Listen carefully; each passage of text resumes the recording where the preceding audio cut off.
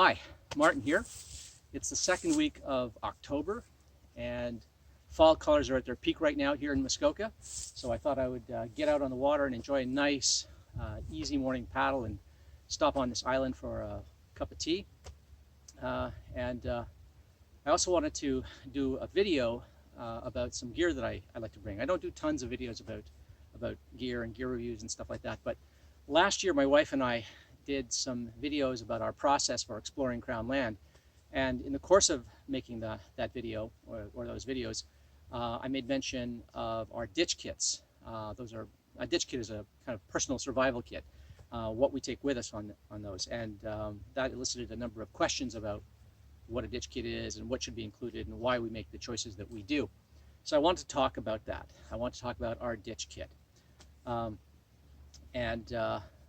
The first thing that should be said is I call it a ditch kit as opposed to a personal survival kit or anything like that, because I just like the idea that this is what you're going to have when you ditch everything else. When you ditch your canoe, when you roll your canoe in a river and your canoe and your packs get swept downriver and are irrecoverable. If you have to ditch camp in the middle of the night because a nuisance bear comes in and drives you off your site, or you're lost while on a day hike and you can't find your way back to camp, or you just stray off a trail or something like that while on a day hike and you're stuck in the woods, right? When you have ditched everything, all you've got is what's in your head and what's on your person. When you've ditched everything else, you rely on your ditch kit. So the ditch kit here is this little fanny pack plus a few items that I keep in my pockets all the time when I'm outdoors. So the ditch kit, the idea of a ditch kit is it is on your person. It is not in your pack. It is not in your tent. It is not tied to your canoe. It is not tied to anything other than yourself, okay? The idea is that these are the resources that you will need. So because my wife and I do a lot of Crown land camping and hiking and backpacking and exploration, we are often in fairly remote areas where we're not too likely to encounter anybody else. So it is imperative that we have the things that we need. So I want to share what we bring and why we bring those things, and I want to make sure that I impress upon people that what I'm going to show you here is not something that I think is required by anyone. It is not. I'm not prescribing what you ought to take with you. This is the gear that we take with us because we are familiar with this gear. We've used this gear. We trust this gear. We know how to use it. A pigeon has just walked right by here. I don't know if it was in the shot or not, but that's a friendly pigeon. This is gear that we are completely comfortable and at ease with and know how to use. It is suitable for the time of year in which we do these kinds of things, and it is suitable for our locale. Obviously, if you're in a different kind of wilderness environment or at different times of year, you'll need different things. If this were winter, for instance, the ditch kit would consist of completely different things, or at least a lot of different things. So the ditch kit I'm going to show you is what we bring typically for spring, summer, and early autumn camping like this. And when do I bring it? Camping trips, day trips, paddling trips, hikes, you know, anything like that where I'm going to be fairly remote and off the beaten path. Okay, so it consists of a number of things. It consists of the contents of this fanny pack, but it also consists of things that I have on my person all the time, even when I'm in an urban setting, my EDC, my everyday carry. So my everyday carry is on my belt. Let me get a little closer here. So on my belt, I have this lanyard, okay, and it's just attached to my belt with a lark's head knot. And I have this little clip here that I can undo. And then I have a number of items on a little S-beaner. And I can clip it back on, and it stays on. I never have to worry about it, losing this. So this is always on my person, even if I were to somehow lose my fanny pack. If I somehow became separated from that because I wasn't wearing it, I would still have these items on my person. So what are these items? All right, well, the first thing is a cutting tool. So most people who are into backcountry camping, bushcraft, survival, prepping, they're familiar with the 5 C's that Dave Canterbury has made famous. The 5 C's are 5 items that you should always have on you in a wilderness setting. The 5 C's are: 1, a cutting tool, a combustion device, some cordage of some kind, some coverage or protection for your body, and a container of some kind, preferably a metal container. So this ditch kit comprises those the 5 C's plus a bunch of other things. So the first thing is a cutting tool. So this is just a simple folding knife. There's nothing special about this knife. It's just a simple folding knife anyone would do. But this one is special in some regards. It's made by Tool Logic. It's not an expensive knife. It's not a high quality knife. It's just a simple lock liner. But it has integrated into it a whistle. A nice high-pitched whistle. It's a bit filled with pocket lint right now, but but it's a working whistle. And also integrated into it is a ferrocerium rod. So there's a little container here, and there's a ferro rod. And this is what I use to light nearly all my fires on my day trips and outings, unless I'm feeling like I want to be a little more playful and use flint and steel or try my hand at the bow drill or something like that. So I've been making use of this for years. As you can see, it used to be quite a bit longer. It's getting pretty worn down. And the little container that that this slides into is waterproof because there's a little rubber gasket right around here. And so you can put things in there like cotton balls or something like that. I like to put little pieces of fat wood in there so that I have a fire starter with this. So I have a combustion device, a signaling device, and a cutting tool all in one with this. Okay, so that's one thing. The next thing that I have on this lanyard is a flashlight. This is a small through-night flashlight, very lightweight, very powerful for its size though, and it has multiple settings. Nothing special about it except that it actually throws a very, very powerful beam, and it has this handy little clip on it. This is just a pocket clip for putting it in your pocket, but it's reversible, and I've got it reversed so that if I'm wearing a ball cap or a brimmed hat, I can clip it under the brim of my hat, and it faces outward. The light faces outwards, so it serves as a headlamp, and it frees up my hand. So that's a nice thing to have. The next thing I have is another combustion device. This is a lighter. This is just a little peanut lighter, and it works with just an ordinary flint and lighter fluid. I don't know if I'm going to be able to. It's a little breezy right now. I'm not going to be able to get this lit right now.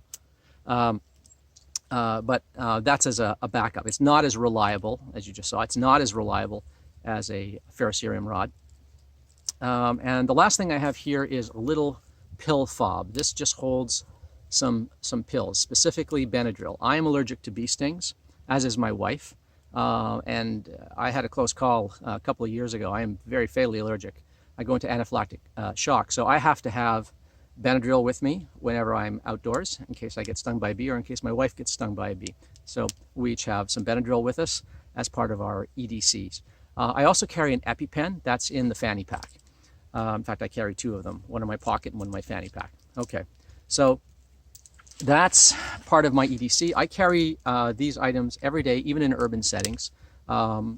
It's always on me, so I always have this.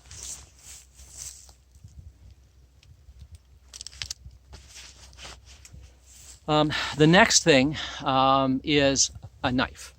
Now, I've already got one knife, but you can never have enough knives.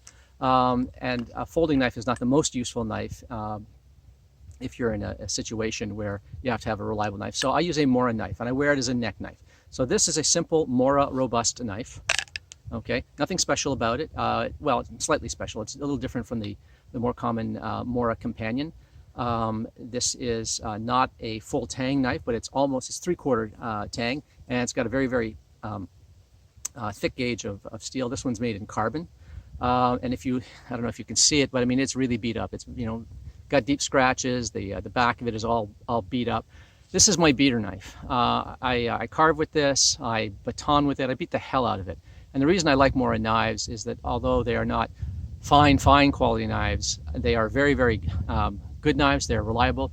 They're cheap, and they are very low maintenance. I don't have to worry about beating up the scales or the wood handle or anything on it. I just don't care about that. All I care about is the blade not rusty. I make sure it's rust-free, and I make sure that it's sharp enough for my purposes. It requires no other maintenance, and I like that about it. It's also nice and light.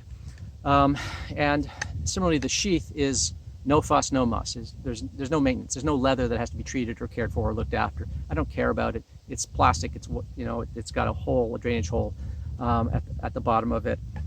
It fits easily around my neck with a little lanyard like this, and it's not heavy. I should mention why I wear it around my neck. Wearing a knife around your neck in this part of Canada is a very common thing. I don't know how that tradition started, but I've been doing it for years and years and years, and it's very comfortable, and I prefer it to having it on in a sheath on my belt. And that's because, except in really, really warm temperatures, I often will have my shirt out, or I'll be wearing a sweater or a coat or a vest or something like that. And if I have to keep lifting my shirt to get under, then it's a nuisance, always lifting your shirt to sheathe your knife or draw your knife. And then people end up putting their knives on the ground because they're going to use it again. They don't want to sheathe it. When it's around my neck, it's very easy with either hand to sheathe or draw my knife from the sheath. So I have no difficulty with that. It's never in my way. People think, oh, well, when you bend over, isn't it in your way? Well, if it is, if I wear it like this. But what I normally do is I just tuck it in like that, and it's completely out of the way, and it never is dangling. It's never in my way. It's never an obstruction. The only time I don't like to wear it around my neck is at peak summer when it's really super hot and muggy. Then I don't like to have this cord around my shirt because it constrains the shirt around you. It makes it harder for your skin to breathe there. So then I will take this off, and I will have a little cord lock here that I use, and I'll slide it down. What I do is I'll put it through my belt loop like this when it's really hot, and I'll just make a lark's head with it, and then I'll shorten it up, and now I have a dangler, and it's not going anywhere. It's nice and secure, and it's not fixed to my belt so that when I sit down it jabs up. It's a dangler, so it's quite comfortable that way. And whenever I want to take it off and put it back around my neck, it's just as easy. A lot of people are concerned that if you wear something around your neck this way, that you could strangle yourself or choke yourself or something like that. There's no knot in this. This cord lock slips up and down very, very easily. I've never had it come off my neck by mistake, but if it ever got hung up or if I were to pull hard on it, it just yields, okay? So I don't have to worry about choking myself. There's no choking or strangling hazard with this.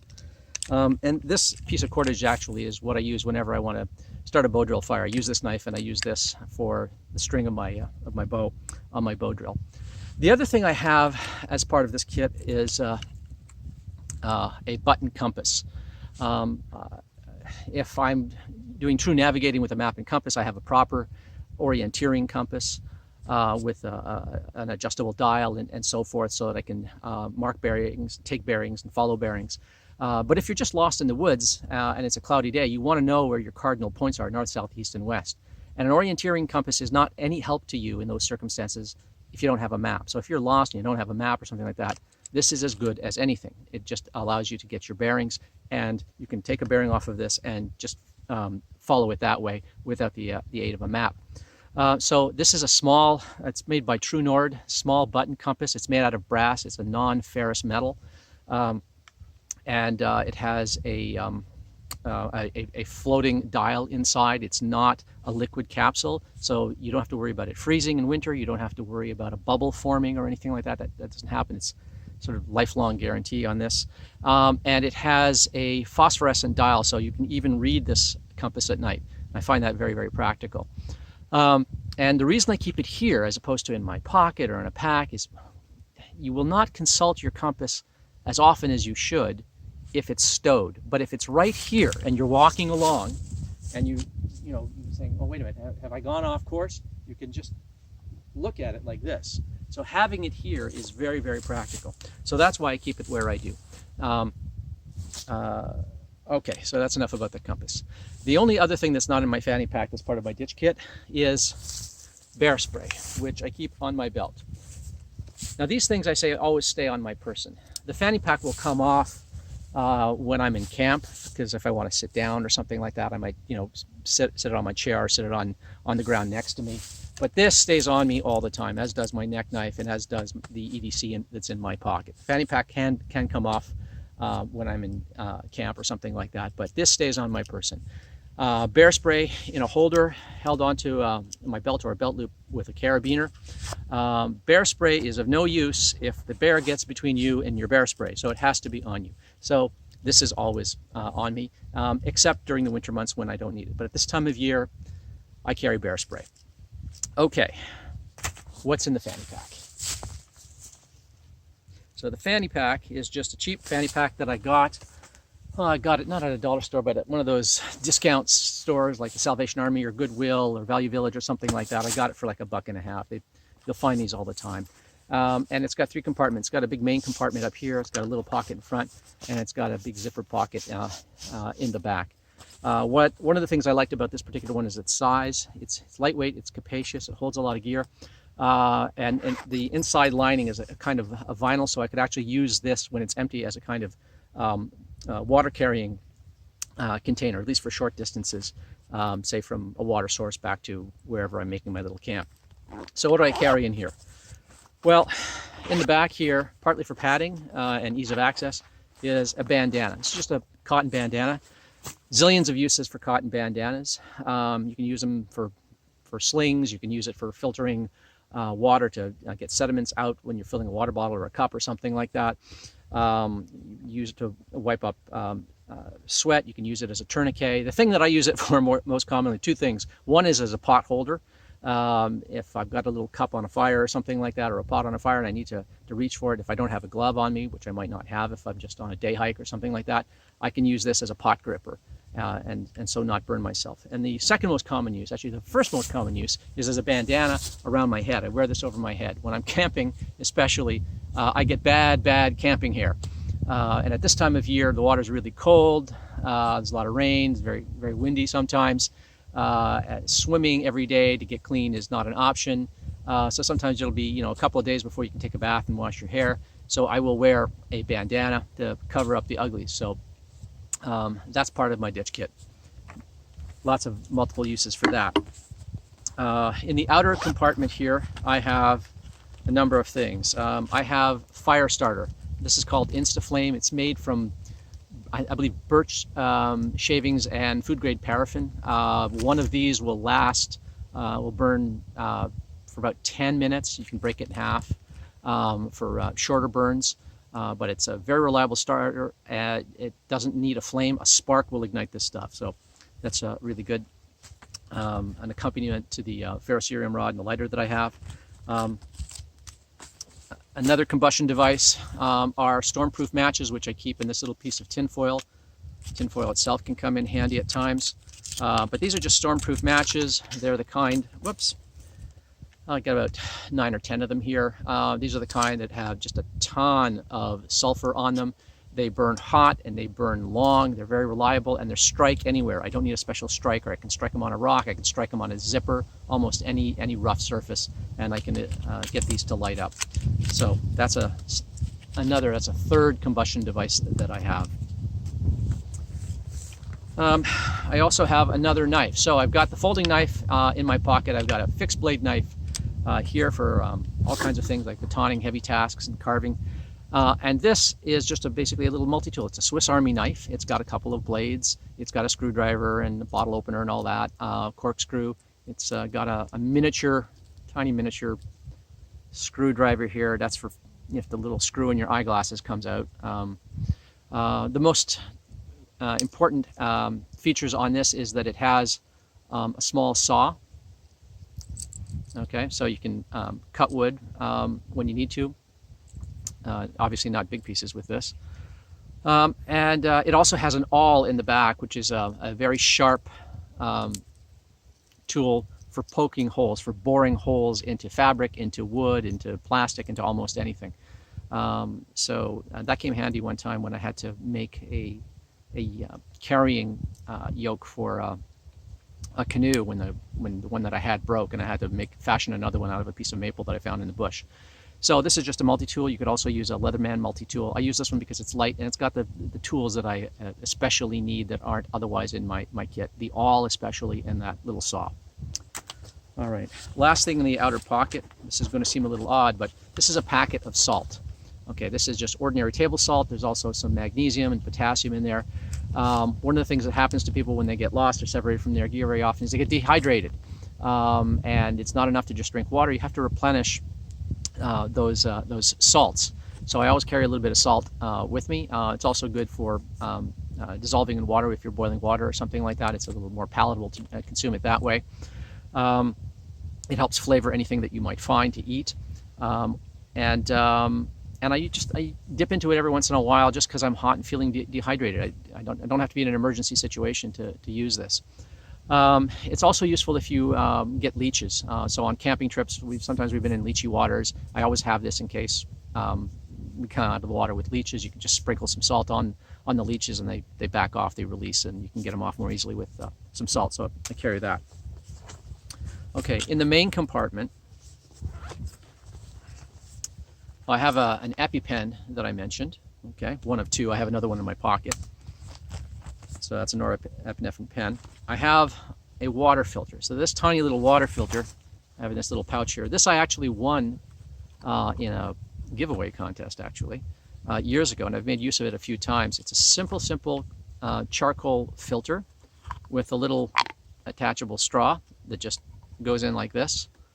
And you just put this in a cup or a bottle of water that you've gotten from a stream or lake, and you just suck the water through the filter, and it actually comes out tasting pretty good. And so it's called ATI Frontier Emergency Water Filter, frontierfilter.com. And it's worked for me in the past. In fact, at times when I ran out of water, on 2 occasions, my wife and I used this.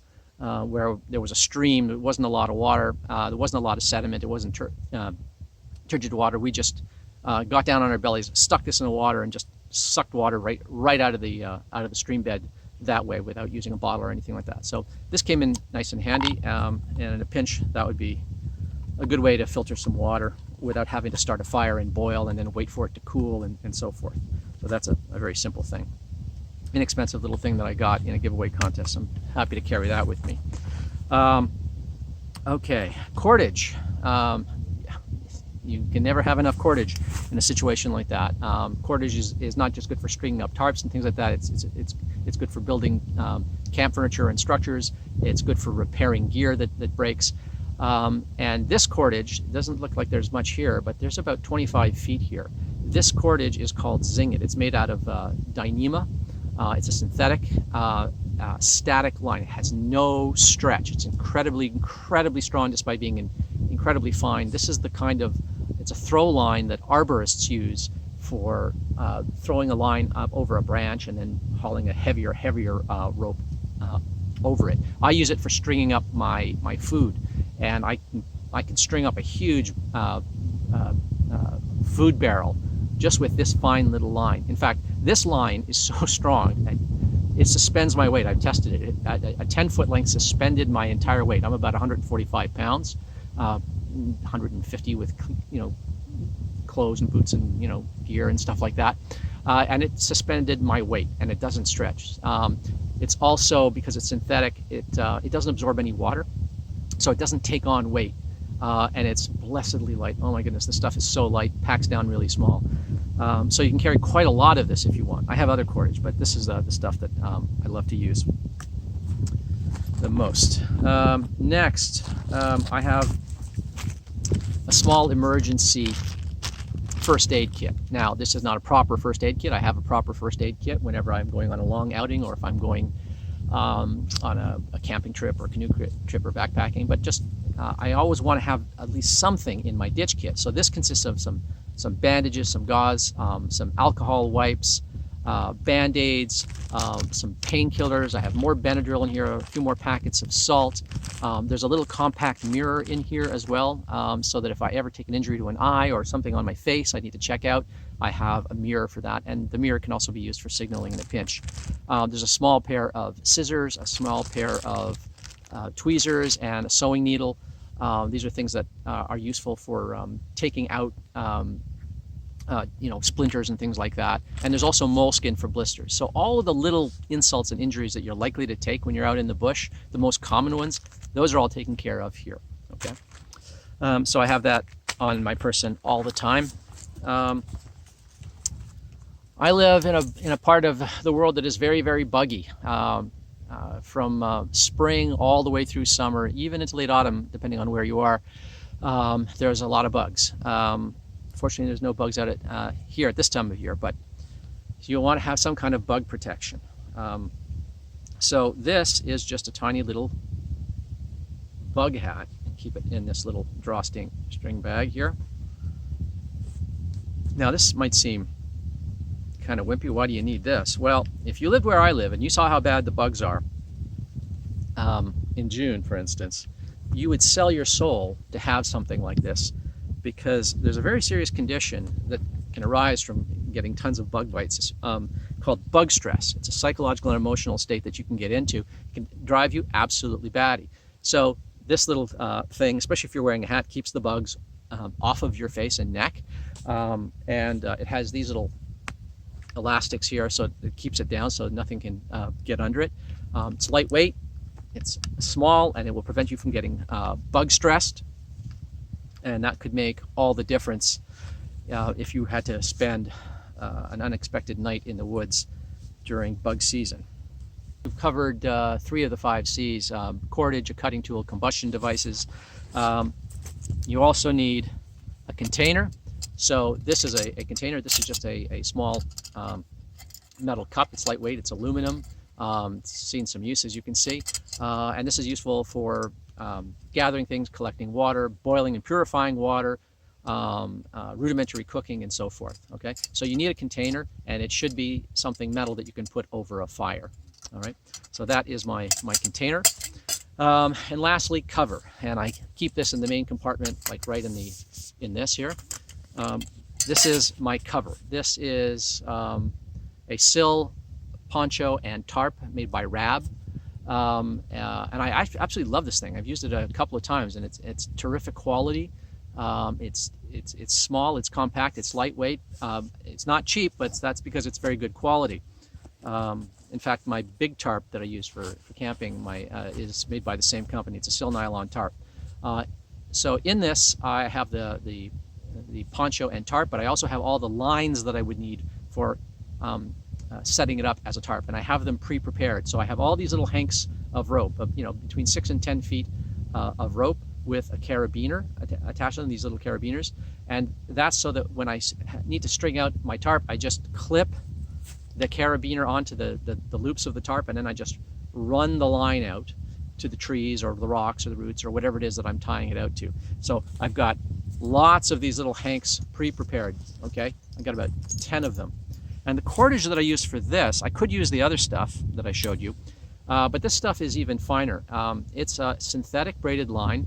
It's easy to get. They sell it in stores, and it's not expensive, but it's very, very, very strong for its weight. And if where I get it for free. I get it from blinds. If I find old blinds in a dumpster or something like that, or people have thrown out those cheap IKEA blinds, the cordage they use for those blinds, they have these little notes that say, keep away from pets and children, because pets and children can strangle themselves in the cordage of blinds.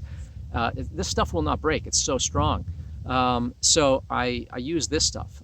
Packs up light, and I can make, I've got, I don't know, about 8 or 10 little hanks with these carabiners on them for quickly and easily setting up a tarp in the rain or wind. So here's the tarp shelter and poncho. So this converts from one to the other with some snaps. So let me just show you how it goes on. There's a hood here, and it just goes on like a poncho. This is made out of Sil nylon, so this is, where's the head? I lost it. There it is.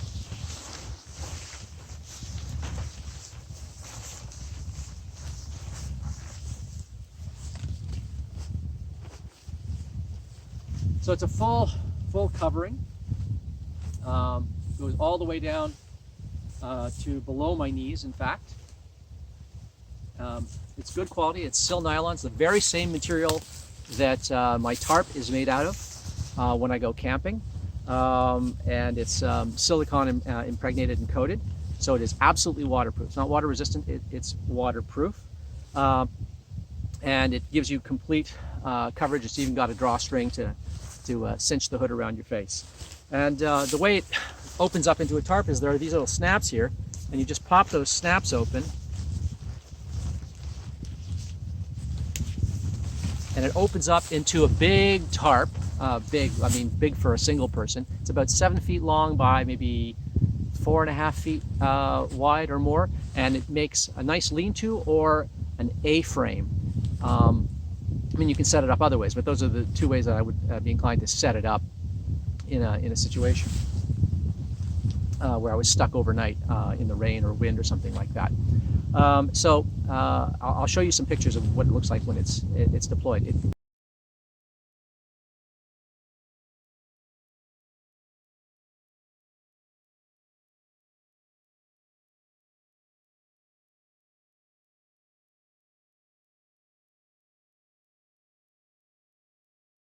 Ample space for one person, and it would be a tight fit for 2 adults, but for one person of any size, this is a perfect shelter. So that's it. Those are the 5 C's covered, plus a bunch of other stuff. So I have this stuff on my person all the time, and I would introduce a few different things in winter, but for 3 seasons, for late spring, summer, and early autumn, this is everything that I need that allows me to feel comfortable and safe, so that if I ever lost everything, I could get through a couple of nights in the woods without too much undue hardship. Okay, I hope that clarifies what's in my ditch kit and why I made the gear choices that I did. If you have any questions or comments or suggestions, please put them in the comment section below, and I thank you for watching. Have fun out there and be safe.